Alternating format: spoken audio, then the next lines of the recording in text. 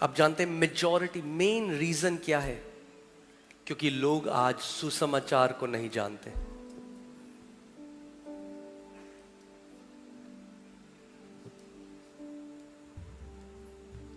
अच्छा पास्टर जी, कितना और उपवास करते हैं कि ये चीज हो जाए? अरे उपाय ढूंढना बंद करो और यीशु मसीह को ढूंढना शुरू करो।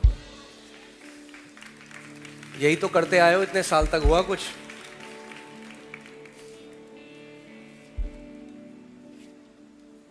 अर्थात परमेश्वर की वो धार्मिकता, किसकी धार्मिकता? परमेश्वर की वो धार्मिकता जो यीशु मसीह पर विश्वास करने से सब विश्वास करने वालों के लिए है, कुछ के लिए नहीं, सब के लिए। किसकी धार्मिकता? परमेश्वर, द राइचियसनेस ऑफ गॉड, परमेश्वर की धार्मिकता है। क्योंकि कुछ भेद नहीं, कोई भेद नहीं है। आज आपका बैकग्राउंड क्या है, आप कहां से आए हो, आप ऊंची जात हो, आप नीची जात हो, आप साउथ इंडियन हो, आप नॉर्थ इंडियन हो, फर्क नहीं पड़ता। अगर यीशु मसीह पर विश्वास करते हो तो परमेश्वर की धार्मिकता हो।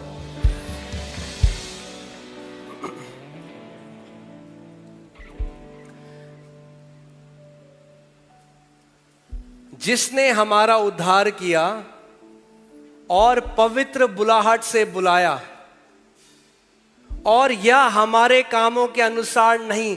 आप एक बात देख रहे हो, बाइबल में बार बार, कितनी बार ये बात रिपीट करी गई है कि आपका उद्धार आपके कर्मों से नहीं है, पर उसके उद्देश्य और उस अनुग्रह के अनुसार है जो मसीह यीशु में सनातन से हम पर हुआ है। बोलो, मेरे ऊपर अनुग्रह हुआ है, इसीलिए आप आज यहां बैठे हो। ये बोलने की जरूरत नहीं थी वैसे, पर ठीक है।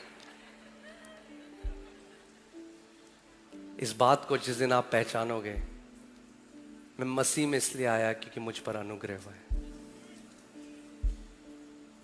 परमेश्वर ने मुझ पर अनुग्रह किया है।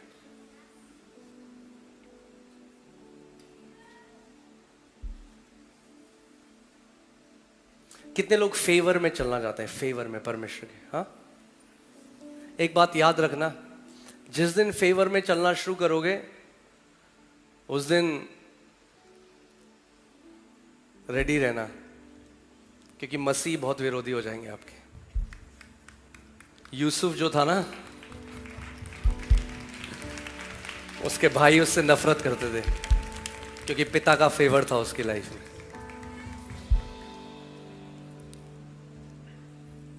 मैं आज आपको एक सीक्रेट बताता हूं। एक बारी मुझे आज भी क्लियरली याद है, मैं देहरादून में था और परमेश्वर पिता ने मुझसे बात करी और बोला, बेटे मैं तुझे सिखाऊंगा कि मेरे फेवर में कैसे बढ़ना है। क्योंकि हर एक मसीह को आप देखोगे, हर एक मसीह फेवर में नहीं चल रहा, और फेवर में चलने का तरीका है। कितने लोग सीखना चाहते हैं?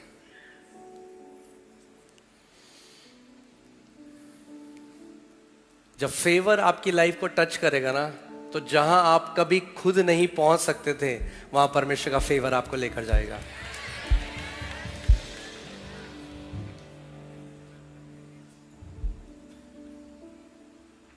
मैं आपको एक होमवर्क दे रहा हूं आज, ठीक है? ये एक स्कूल की तरह है। मैं आपको बता नहीं सकता इस टाइम कितना ज्यादा, आप पता नहीं, कुछ लोग समझेंगे या नहीं समझेंगे। आई एम राइट ना, अभी मैं इतना रेजिस्टेंस फील कर रहा हूं प्रचार करते हुए। शैतान नहीं चाहता सुसमाचार लोगों को पता चले, क्योंकि सुसमाचार परमेश्वर की सामर्थ है।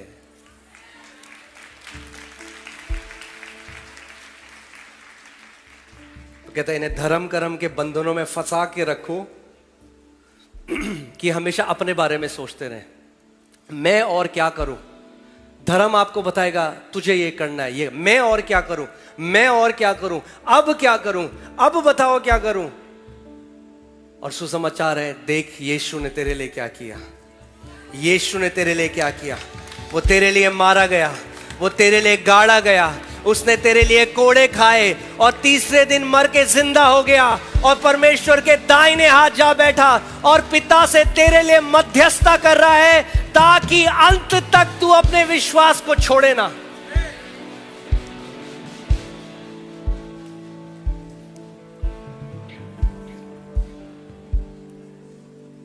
आमीन। आप जानते पतरस छोड़ के क्यों नहीं गया यीशु मसीह को? वापस क्यों आ गया? क्योंकि यीशु ने कहा था मैंने तेरे लिए 3 बार प्रार्थना करी है। यीशु ने कहा पतरस, शैतान ने तो तुझे मांग लिया है कि जैसे गेहूं फटकते ना वैसे तुझे फटके, मगर मैंने 3 बार तेरे लिए प्रार्थना करी। और आज वही यीशु आपका और मेरा महायाजक है और परमेश्वर के दाहिने हाथ बैठ के आपकी और मेरे लिए प्रार्थना कर रहा है। तो आप विश्वास में अड़िग हो सकते हो, मैं अपनी रेस को पूरा करूंगा, क्योंकि मेरा महायाजक मेरे लिए दिन रात विनती और प्रार्थना कर रहा है परमेश्वर से। मेरा भरोसा अब मेरी लियाकत पर नहीं, उसकी लियाकत पर है। हियाव जो बाइबल कहती है।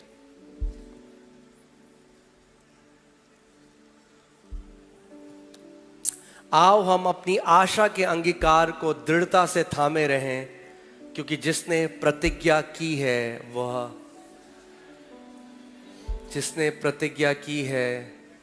वो जब यीशु ने कहा मेरी भेड़ें, अच्छा फिर से आप वो लगाओ एक बारी, यूहन्ना 10:27 से हम लोग पढ़ेंगे।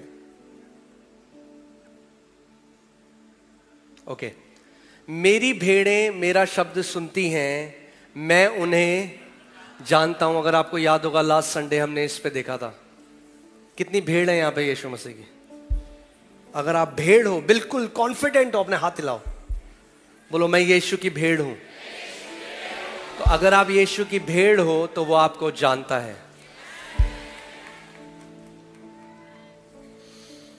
और वे मेरे पीछे पीछे चलती हैं और मैं उन्हें अनंत जीवन देता हूं। मैं उन्हें अनंत जीवन, I give them eternal life.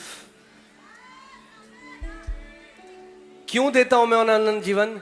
क्योंकि वो बहुत ही वेल बिहेव्ड भेड़ें हैं, क्योंकि वो कम घास खाती हैं, पड़ोसी के यहां जाके घास नहीं खाती। क्यों देता हूं मैं उन्हें अनंत जीवन? क्योंकि वे मेरी भेड़ें हैं। Amen. It's your relationship with God that gives you eternal life, not what you do. ये आपका रिश्ता है परमेश्वर पिता के साथ जो आपको अनंत जीवन देता है। यीशु ने कहा मैं उन्हें अनंत जीवन देता हूं क्योंकि वो कुछ है, ना कि वो क्या करती हैं। क्योंकि वे मेरी भेड़ें हैं, मैं उन्हें अनंत जीवन देता हूं, वे कभी नष्ट ना होंगी। हालेलुया। अपने पड़ोसी को बोलो आप कभी नष्ट नहीं होगे।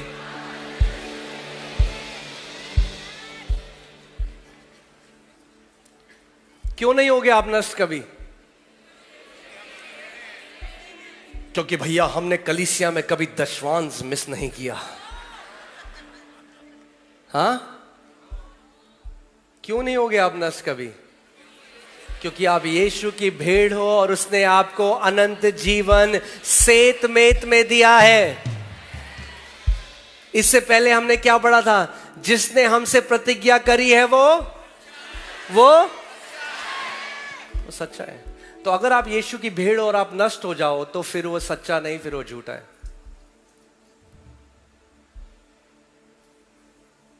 अगर वो आपके मुंह पे देख के एक दिन बोल देगा ये कौन है, मैं इसे कभी नहीं जानता, तो फिर वो सच्चा नहीं, वो झूठा है।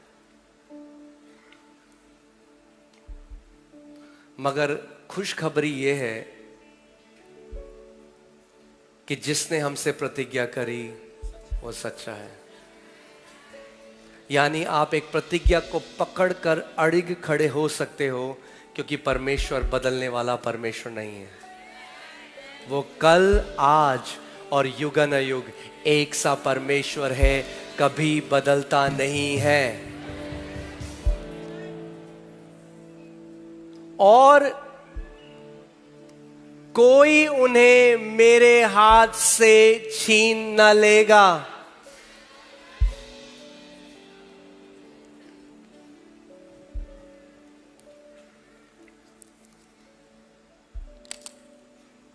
फिर से मैं वही उदाहरण पे आता हूं जो मैंने लास्ट टाइम दिया था। मैं मार्केट जा रहा हूं और जूडा मेरी गोदी में है, ठीक है, और कोई उसको छीनने आता है। अब ये जूडा की जिम्मेदारी है अपने आप को बचाना, या मेरी जिम्मेदारी है उसको बचाना कि कोई से छीने ना? पक्की बात? बस तो समझ जाओ जो मैं कह रहा हूं।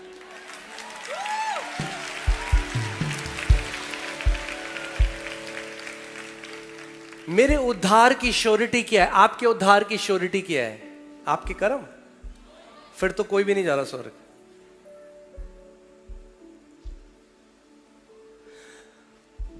वे और उन्हें कोई मेरे हाथ से छीन न लेगा। मेरा पिता जिसने उन्हें मुझको दिया है सबसे बड़ा है, और कोई उन्हें पिता के हाथ से छीन नहीं सकता।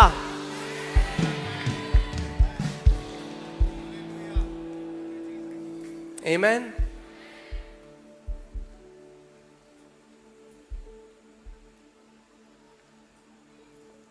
सैंडविच दो आप। अब यीशु का हाथ, आप पिता का हाथ, फुली सिक्योर, फुली सिक्योर। कोई बोलो, कोई मुझे यीशु के हाथ से और पिता के हाथ से नहीं छीन सकता। मैं यीशु की भेड़ हूं और मैं कभी नष्ट न होऊंगा, क्योंकि मुझे सेतमेत में परमेश्वर ने अनंत जीवन दिया है। हालेलुया, कम ऑन, धन्यवाद दोस्त को।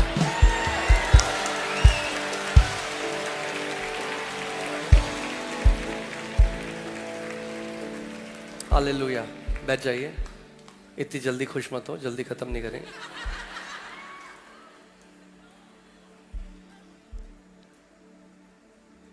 ठीक है, अब ये सुनो ध्यान से। अगर कोई मनुष्य आपसे कुछ वादा करे और वो बहुत ही अच्छा चरित्र का मनुष्य है, तो आप विश्वास करोगे ये व्यक्ति कभी झूठ नहीं बोलता,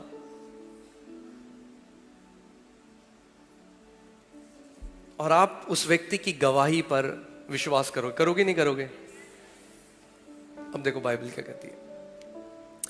जब हम मनुष्य की गवाही मान लेते हैं तो परमेश्वर की गवाही तो उससे बढ़कर है, और परमेश्वर की गवाही यह है कि उसने अपने पुत्र के विषय में गवाही दी है। ठीक है, अभी तक जब हम मनुष्य की गवाही मान लेते हैं तो फिर परमेश्वर की गवाही मनुष्य की गवाही से महान है, क्योंकि परमेश्वर कभी बदलता नहीं, कभी झूठ नहीं बोल सकता, और उसने अपने पुत्र के विषय में एक गवाही दी है। तैयार हो आप? ओके। और वह गवाही यह है कि परमेश्वर ने हमें अनंत, एक मिनट मैं इसको सही से बताऊं, और परमेश्वर एक दिन कुछ को अनंत जीवन देगा। पक्की बात? और वह गवाही जो मनुष्य की गवाही से महान है, वो गवाही क्या है कि परमेश्वर ने हमें अनंत जीवन दे दिया है। ओके? और यह जीवन उसके पुत्र में है। ये जीवन कहां है? उसके पुत्र में है।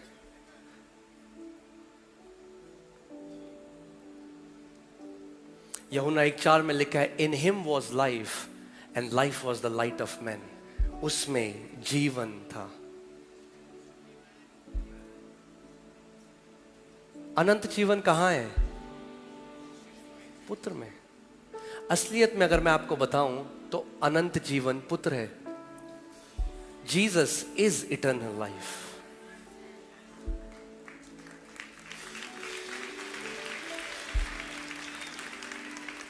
In him was life and life was the light of men.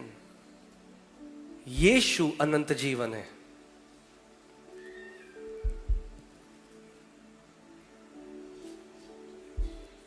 कुछ लोगों से जब हमने पूछा अनंत जीवन क्या है, वो कहते हैं सदा का जीवन जो कभी नाश ना होगा। तो शैतान भी मर नहीं रहा, पर क्या उसके पास अनंत जीवन है? नहीं, क्योंकि उसके पास पुत्र नहीं है। और यह जीवन उसके पुत्र में है। अब ध्यान सुनो, जिसके पास पुत्र है उसके पास जीवन है भैया। जिसके पास पुत्र है उसके पास जीवन है। परमेश्वर ने जगत से इतना प्रेम किया कि अपना पुत्र दे दिया, जो अनंत जीवन है वो मानव जाति को दे दिया, ताकि जो कोई पुत्र पर विश्वास करे वो नाश ना हो परंतु अनंत जीवन पाए। और ये गवाही परमेश्वर अपने पुत्र के बारे में देता है, और उसकी गवाही मनुष्यों से महान है। और वह गवाही ये है कि परमेश्वर ने हमें अनंत जीवन दिया है। क्यों? क्योंकि उसने हमें अपने पुत्र को दिया है।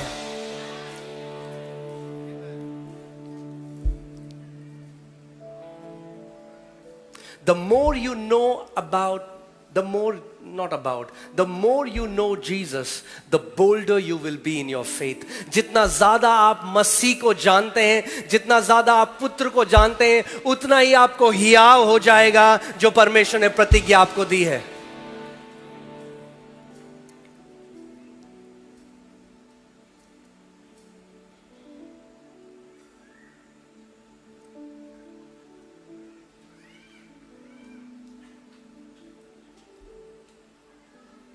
आपने देखा है छोटे बच्चे जो स्कूल में होते हैं, वो वहां पे my dad is greater than your dad लड़ाई होती है। मेरे पापा ना एक घूसा मारेंगे ना मेरा तो उड़ जाएगा। मेरे पापा इतना बड़ा है, इतना बड़ा पापा का बिजनेस है। मेरे पापा का see that's the faith that we need. You need to know who your father is.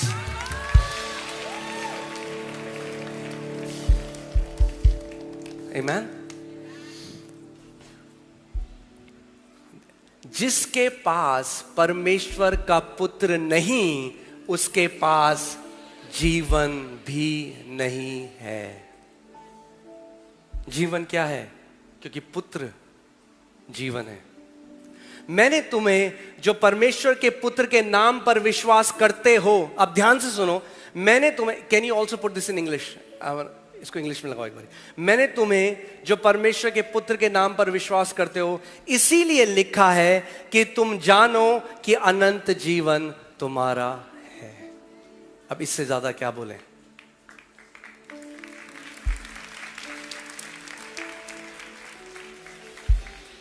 एक दिन मिलेगा नहीं। These things I have written to you who believe in the name of the Son of God, that you may know that you have eternal life.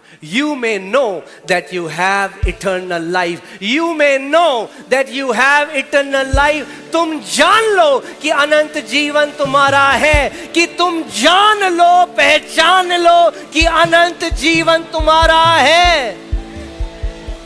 और जो तुम्हारा है उसके लिए मजदूरी और गिड़गिड़ाने की जरूरत नहीं है।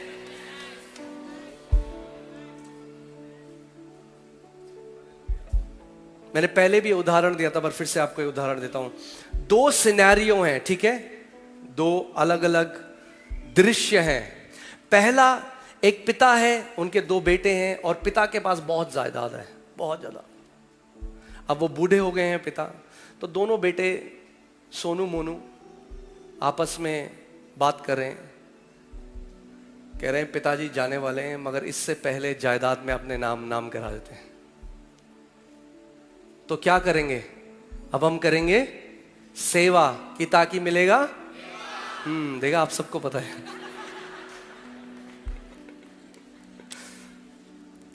अब जो वो कर रहे हैं, कर्म कर रहे हैं, वो क्यों कर रहे हैं? क्योंकि जब मैं ये करूंगा तो मुझे कुछ मिलेगा। तो क्या चाहिए पिताजी को? जो सब्जी पसंद है वो सब्जी बनाओ।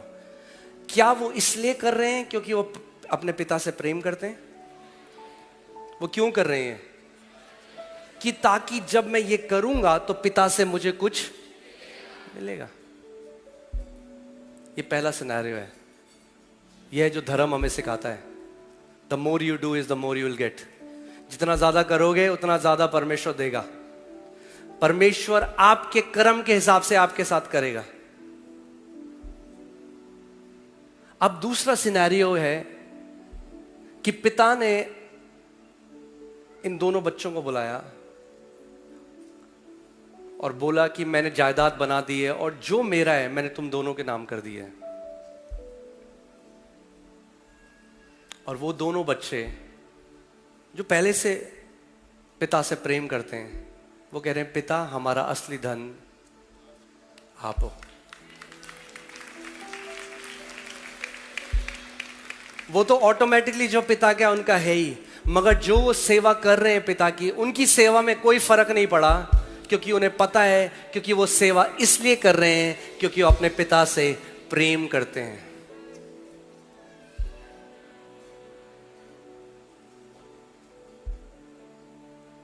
आमीन। परमेश्वर ने सेत मेत में जो अपना है आपको सेत मेत में दे दिया है। एक बार, ठीक है, एक कहानी बताऊं आपको। एक बार एक पिता और एक बेटा था और उनको बहुत शौक था महंगी महंगी जो पेंटिंग्स होती हैं उनको इकट्ठा करना, उनको कलेक्ट करना। बहुत जो महंगी पेंटिंग्स हैं जो करोड़ों रुपए की पेंटिंग होती हैं, तो वो पेंटिंग इकट्ठा करे जाते रहे। उन्होंने एक बढ़िया सा म्यूजियम बनाया जिसमें बहुत महंगी महंगी पेंटिंग्स थी। और उसमें फिर वहां पे क्या हुआ, उनके देश में हर किसी को आर्मी में होना पड़ता है, तो उनके देश में आर्मी में वो लोग गए और जो बेटा था वो आर्मी में गया और आर्मी में उनका जो बेटा था उसकी मृत्यु हो गई। एक व्यक्ति को बचाते हुए, एक दूसरे आर्मी अपने जो सारा साथी था उसको बचाते हुए उनकी डेथ हो गई।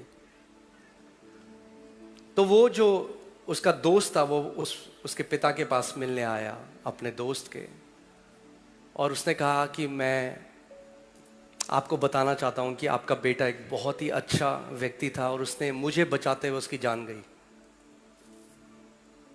और अपनी केवल एक ट्रिब्यूट को दिखाने के लिए, एक थैंक्स गिविंग को, एक धन्यवाद को दिखाने के लिए मैंने एक पेंटिंग बनाई है आपके बेटे के लिए, क्योंकि मुझे पता है कि आपको पेंटिंग बहुत पसंद है। तो उसने उसके बेटे की एक पेंटिंग बनाई जो एक्सपर्ट्स के हिसाब से बहुत ही अच्छी नहीं थी, क्योंकि उनका म्यूजियम था जहां बहुत सारी एक्सपर्ट्स की पेंटिंग थी। तो वो पेंटिंग उसने पिता को दे दी और कुछ समय बाद पिता की भी मृत्यु हो गई और उनकी जो पूरी जायदाद थी, वो जो म्यूजियम था, उसकी नीलामी होने लगी। तो जब नीलामी हुई तो जो वहां पे नीलामी करने वाला था, बहुत सारी पूरी दुनिया से लोग आए, क्योंकि करोड़ों का वो म्यूजियम था, उसमें बहुत सारी पेंटिंग्स थी। तो सब कहने लग गए मुझे वो वाली पेंटिंग चाहिए, कोई बोल रहा है मुझे वो वाली पेंटिंग चाहिए, कोई बोल रहा है मुझे। तो उन्होंने कहा नहीं नहीं, सबसे पहले ये जो बेटे की पेंटिंग है ना, ये बेटे की पेंटिंग, इसका ऑक्शन होना है, इसकी नीलामी होनी है। तो कहने लगा, अरे कितनी गंदी दिखने की पेंटिंग है, इसको कौन चाहिए? ये बेटे की पेंटिंग किसको चाहिए? हमें तो ये अच्छी वाली पेंटिंग चाहिए। तो उन्होंने कहा नहीं नहीं, ये जो पेंटिंग है ना, पहले ये ऐसे ही है कि ये ऐसे ही होगा, पहले इस पेंटिंग की नीलामी होगी। तो उन्होंने बोला, हम बोली लगा रहे किसको चाहिए ये पेंटिंग? तो सारे चुप रहे। तो बोला भाई जल्दी से कोई ले लो कि ताकि हम अच्छी पेंटिंग्स को ले सकें। तो वही जो उसका दोस्त था वो उस जगह में था और उसने कहा मैं ये पेंटिंग खरीदूंगा। तो किसी ने क्योंकि बोली नहीं लगाई, तो जो दाम उसने बोला वो पेंटिंग उस व्यक्ति को मिल गई। और जब पेंटिंग उसको दे दी तो जो नीलामी लगा रहे थे, जो सारे वकीलों का ग्रुप था, उन्होंने कहा ठीक है अब ऑक्शन खत्म हो गया। तो बाकी सारे लोग बोलने लगे ऑक्शन कैसे खत्म हो गया, अभी तो ये सारी पेंटिंग बची थी। उन्होंने कहा नहीं नहीं, पिता ने ये डील करी थी कि जो पुत्र को लेगा उसको पुत्र के साथ सब कुछ दे दिया जाएगा। यही सुसमाचार है, जिसके पास पुत्र है उसके पास परमेश्वर का सब कुछ है, जिसके पास पुत्र नहीं उसके पास कुछ भी नहीं। Amen? Can you put Romans 8:32? आज सब लोग ना कुछ चीज पाने की कोशिश कर रहे हैं पुत्र के बाहर। अरे पुत्र को जान लो, पुत्र को अपना लो। पुत्र के साथ परमेश्वर ने अपना सब कुछ दे दिया है।